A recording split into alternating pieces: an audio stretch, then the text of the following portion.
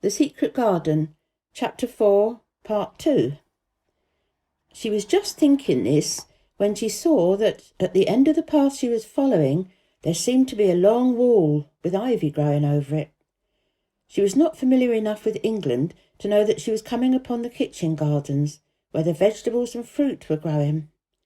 She went towards the wall and found that there was a green door in the ivy, and that it stood open. This was not the closed garden, evidently, and she could go into it. She went through the door and found that it was a garden with walls all around it, and that it was only one of several walled gardens which seemed to open into one another. She saw another open green door, revealing bushes and pathways between beds containing winter vegetables. Fruit trees were trained flat against the wall, and over some of the beds there were glass frames. The place was bare and ugly enough, Mary thought, as she stood and stared about her. It might be nicer in summer, when things were green, but there was nothing pretty about it now. Presently an old man with a spade over his shoulder walked through the door leading from the second garden. He looked startled when he saw Mary, and then he touched his cap. He had a surly old face, and he did not seem at all pleased to see her. But then she was displeased with his garden, and wore her quite contrary expression, and certainly did not seem at all pleased to see him. "What is this place?" she asked. "One at Kitchen Gardens," he answered. "What is that?" said Mary, pointing through the other green door. "Another of them shortly, and there's another up t'other side of the wall, and there's the orchard up t'other side of that." "Can I go in them?" asked Mary. "Well, if thou likes, but there's nowt to see." Mary made no response. She went down the path and through the second green door. There she found more walls and winter vegetables and glass frames. But in the second wall there was another green door, and it was not open. Perhaps it led into the garden which no one had seen for 10 years. As she was not at all a timid child, and always did what she wanted to do, Mary went to the green door and turned the handle. She hoped the door would not open, because she wanted to be sure she had found the mysterious garden. But it did open quite easily, and she walked through it and found herself in an orchard. There were walls all around it also, and trees trained against them, and there were bare fruit trees growing in the winter-browned grass. But there was no green door to be seen anywhere. Mary looked for it, and yet when she had entered the upper end of the garden, she had noticed that the wall did not seem to end with the orchard, but to extend beyond it, as if it enclosed a place at the other side. She could see the tops of trees above the wall, and when she stood still she saw a bird with a bright red breast sitting on the topmost branch of one of them. And suddenly he burst into his winter song, almost as if he had caught sight of her and was calling to her. She stopped and listened to him, and somehow his cheerful, friendly little whistle gave her a pleased feeling. Even a disagreeable little girl may be lonely, and the big closed house and big bare moor and the big bare gardens had made this one feel as if there was no one left in the world but herself. If she had been an affectionate child who had been used to being loved, she would have broken her heart. But even though she was Mistress Mary quite contrary, she was desolate, and the bright-breasted little bird brought a look into her sour little face which was almost a smile. She listened to him until he flew away. He was not like an Indian bird, and she liked him, and she wondered if she should ever see him again. Perhaps he lived in the mysterious garden and knew all about it. Perhaps it was because she had nothing whatever to do that she thought so much of the deserted garden. She was curious about it and wanted to see what it was like. Why had Mr. Archibald Craven buried the key? If he had liked his wife so much, why did he hate her garden? She wondered if she should ever see him, but she knew that if she did, she should not like him, and he would not like her, and that she should only stand and stare at him and say nothing, though she should be wanting dreadfully to ask him why he had done such a queer thing. "People never like me, and I never like people," she thought, "and I can never talk as the Crawford children could, They were always talking and laughing and making noises. She thought of the robin and of the way he seemed to sing his song at her. And as she remembered the tree-top he perched on, she stopped rather suddenly on the path. "I believe that tree was in the secret garden. I feel sure of it," she said. "There was a wall round the place and there was no door." She walked back into the first kitchen garden that she had entered and found the old man digging there. She went and stood beside him and watched him a few moments in her cold little way. He took no notice of her, and so at last she spoke to him. "I have been into the other gardens," she said. "There were naught to prevent thee," he answered crustily. "I went into the orchard." "Well, there were no dog at door to bite thee," he answered. "There was no door there into the other garden," said Mary. "What garden?" he said in a rough voice, stopping his digging for a moment. "The one on the other side of the wall," answered Mistress Mary. "There were trees there.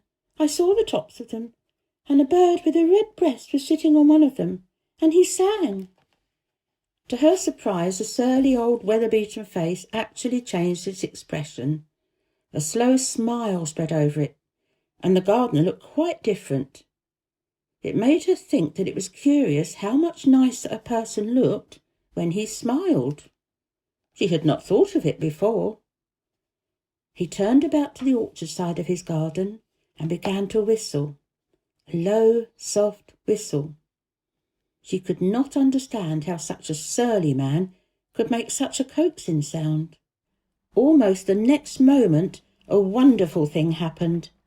She heard a soft, little rushing flight through the air, and it was the bird with the red breast flying to them, and he actually alighted on a big clod of earth quite near to the gardener's foot.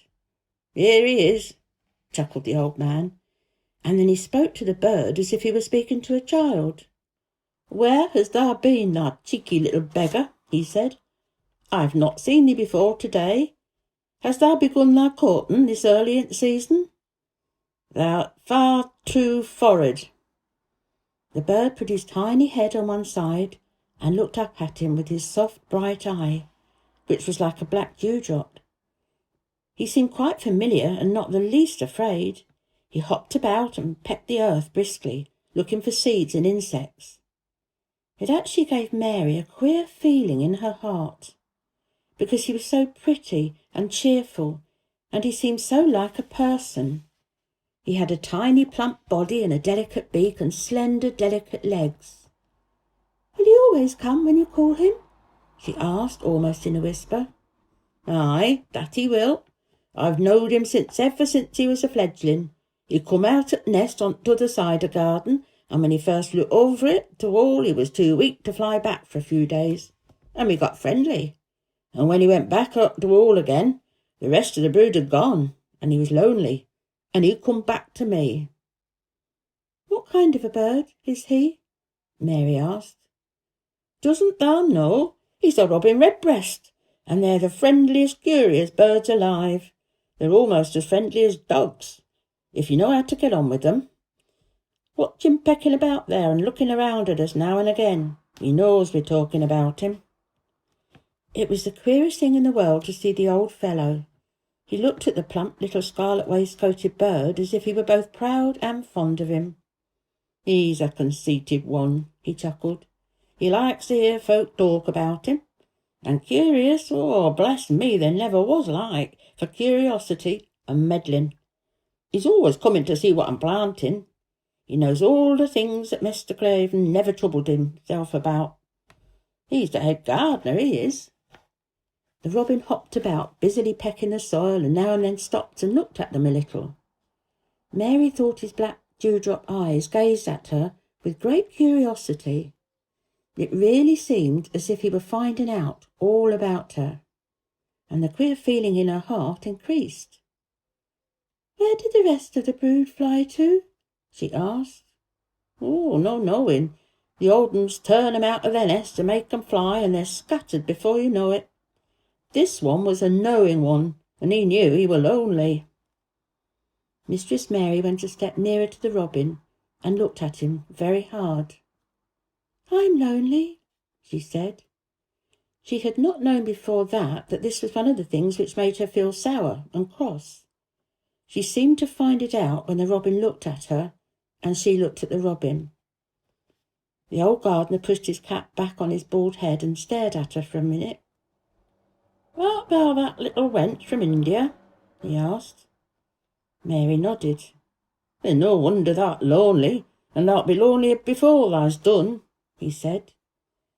And he began to dig again, driving his spade deep into the rich black garden soil, while the robin hopped about very busily employed. "What is your name?" Mary inquired. He stood up to answer her. "Ben Weatherstaff," he answered, and then he added with a surly chuckle, "I'm lonely myself except when he's with me," and he jerked his thumb towards the robin. "He's the only friend I've got." "I have no friends at all," said Mary. "I never had. My ayah didn't like me, and I never played with anyone." Well, it's a Yorkshire habit to say what you think with blunt frankness, and old Ben Weatherstaff was a Yorkshire moorman. "Thou and me are a good bit alike," he said. "We was all out at the same cloth. We're neither of us good looking, and we both of us as sour as we look. We've got the same nasty tempers, both of us, I warrant." Well, this was plain speaking, and Mary Lennox had never heard the truth about herself in her life. Native servants always salaamed and submitted to you, whatever you did. She had never thought much about her looks, but she wondered if she was as unattractive as Ben Weatherstaff, and she also wondered if she looked as sour as he had looked before the robin came. She actually began to wonder also if she was as nasty-tempered. She felt uncomfortable. Suddenly a clear, rippling little sound broke out near her, and she turned around. She was standing a few feet from a young apple tree, and the robin had flown onto one of its branches, and had burst out into a scrap of a song. Ben Weatherstaff laughed outright. "What did he do that for?" asked Mary. "He's made up his mind to make friends with thee," replied Ben. "Dang me if he hasn't took a fancy to thee." "To me?" said Mary, and she moved towards the little tree softly and looked up. "Would you make friends with me?" she said to the robin, just as if she were speaking to a person. "Would you?"